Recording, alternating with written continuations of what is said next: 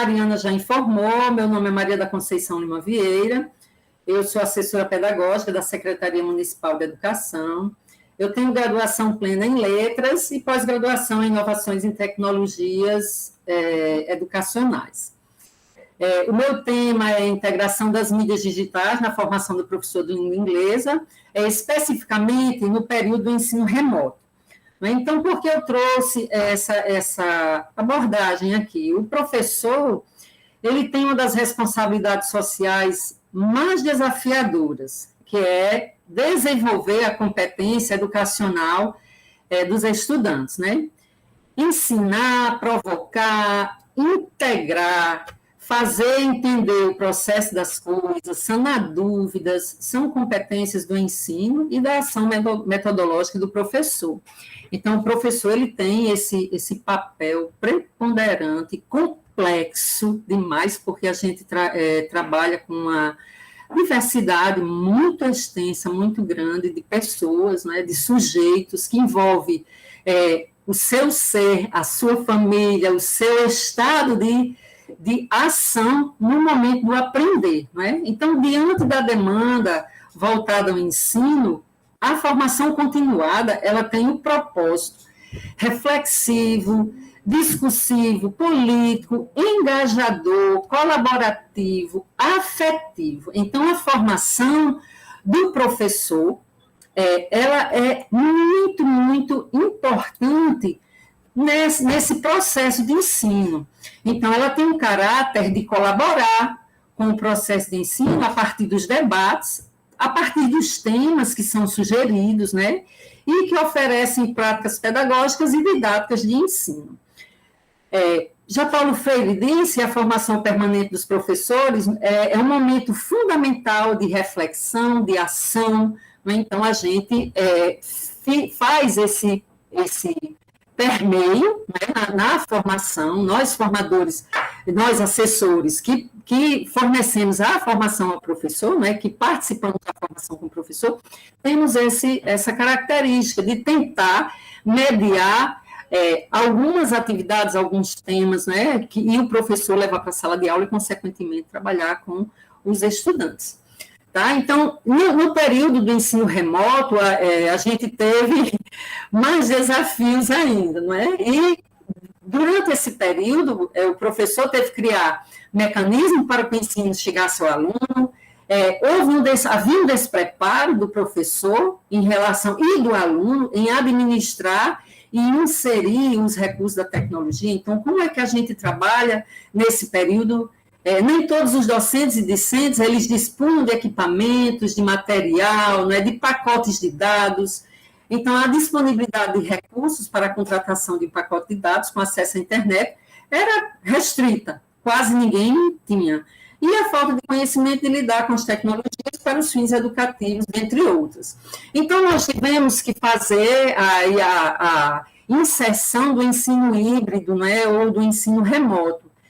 O ensino híbrido, conforme Christensen, é um modelo de ensino que mescla o modelo tradicional e o presencial. Já o remoto, ele exige uma ampliação mais didática, mais conhecimento de tecnologia, de alguns recursos, certo? E os momentos da formação continuada, eles nos trouxeram formação, reunião de formação e assessoramento, diálogo e orientações sobre as dificuldades de manejo com a tecnologia. Nós debatemos sobre temas que orientassem o uso das metodologias ativas e que contribuíssem com o ensino-aprendizagem. E criamos possibilidades de tarefas para o professor, né, de forma que o aluno trabalhasse de forma autônoma.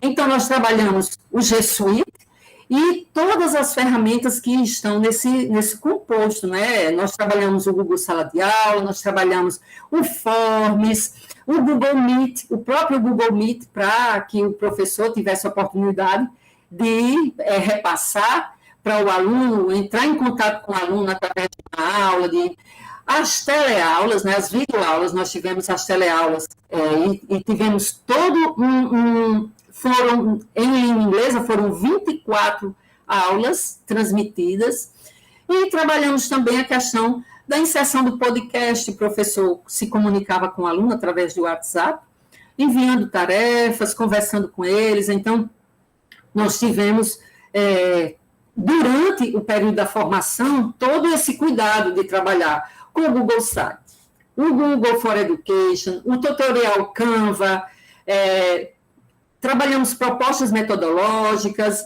como criar estratégias em um ambiente favorável, né, para o ensino remoto, jogar e aprender com o Kahoot, nós trabalhamos também, o uso didático do Quizlet, a utilização do Edpuzzle para o vídeo e o podcast que eu já falei aqui antes. E o que seria a mediação pedagógica a partir desses recursos, né? Então, a mediação pedagógica, conforme a CETA, ela se processa a partir de abordagens de temas de enfoque significativo, de conteúdos relacionados à prática, com o uso dos recursos da tecnologia.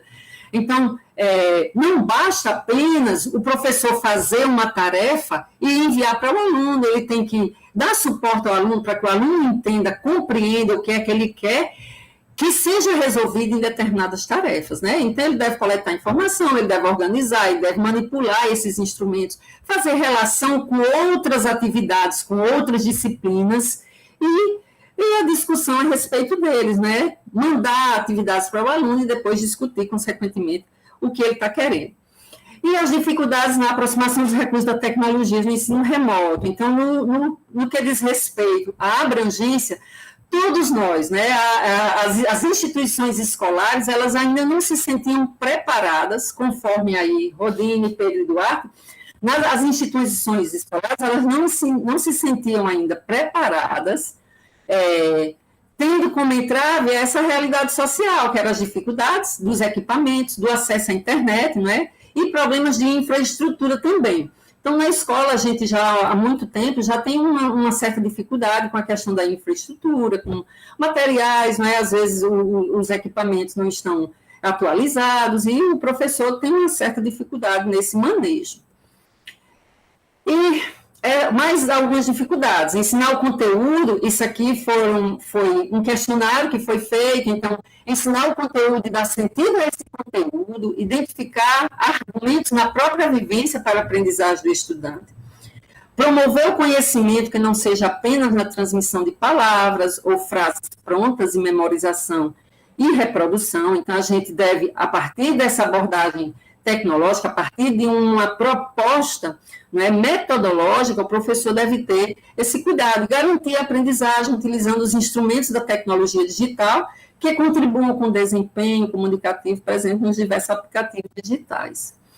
E quando se trabalhou o ensino remoto em si, em que os professores abriam as câmeras, conversavam com os alunos, houve algumas dificuldades também, lidar com os diversos comportamentos dos estudantes nas aulas síncronas, dialogar sobre propostas das pessoas quando expostas à câmera. Então, nós trabalhamos isso com os professores, para que eles repassassem para os alunos, tenham cuidado na hora que vocês estiverem em uma aula síncrona, que vocês abrirem a câmera, vocês terem cuidado no ambiente que vocês estão, terem cuidado na vestimenta que vocês estão. Então, ter todo esse arcabouço aí. Manter o compromisso e pontualidade, responsabilidade com o cumprimento das demandas de ensino, utilizar as redes sociais, respeitando a opinião do colega e saber utilizar, não para coisas fúteis, mas para questões educativas, sanar dúvidas referentes às tarefas de trabalho, estreitar o diálogo e minimizar a distância a partir de mensagens de texto ou áudios correspondendo a assuntos relativos à aprendizagem. E aí nós tivemos como resultado, no nosso segundo workshop, algumas atividades que os professores apresentaram, né? Tradução de textos para didático, ensino de língua inglesa, técnicas sobre os métodos de tradução, o uso do livro clássico de ficção científica Dune, de Frankenstein. Então, houve um vídeo, a partir da produção de um vídeo, Set a Song Free, uma experiência voltada para a escrita de frases e textos em inglês, Everyday English, o inglês do dia a dia, uma abordagem da comunicação mais usual da língua inglesa, Let's Changing Together, uma experiência com livro didático, Environment and First Conditional, if clauses, destaques com os recursos ambientais significativos identificadas em locuções condicionais. Tá? E aqui foram o print da tela que eu tirei do workshop desenvolvido pelos professores de língua inglesa. Tá? Então, eles comentaram sobre as suas atividades, o desenvolvimento das suas atividades com os alunos. Aqui foi um vídeo que a professora passou e trabalhou com eles, não é? Trabalhou diálogos do filme. Aqui também a professora trabalhou sobre o processo de ensino a partir do livro didático. Aqui mais resultados. E as minhas considerações finais é que, a partir dos diálogos estabelecidos nas formações, identificou-se a mediação do ensino por meio de alguns recursos das mídias digitais. Essas ferramentas foram progressivamente apresentadas, especificamente quanto à necessidade de identificação, exploração e o bom aproveitamento delas, com estratégias que facilitassem a troca de comunicação entre estudantes e docentes. E, na perspectiva de dirimir as dificuldades decorrentes dos recursos das TICs, requeridas nesse contexto de aulas remotas, considera-se cada vez mais urgente a necessidade da formação continuada do professor para que estudantes atuem em ambientes de ensino de forma virtual, se familiarizando com as diferentes ferramentas e, a partir delas, interagir e se expressarem em diversos contextos, né? A partir de imagens, da escrita, do áudio, do vídeo, realizando a comunicação e o protagonismo instigado pela ação pedagógica docente. Então, o professor tem aí esse papel fundamental de incentivar, de estimular o aluno ao uso das ferramentas das tecnologias e que o aluno seja autônomo dessa atividade, né? E aqui são minhas referências e o meu agradecimento aí na participação com os nossos professores, nossos queridos professores de língua inglesa.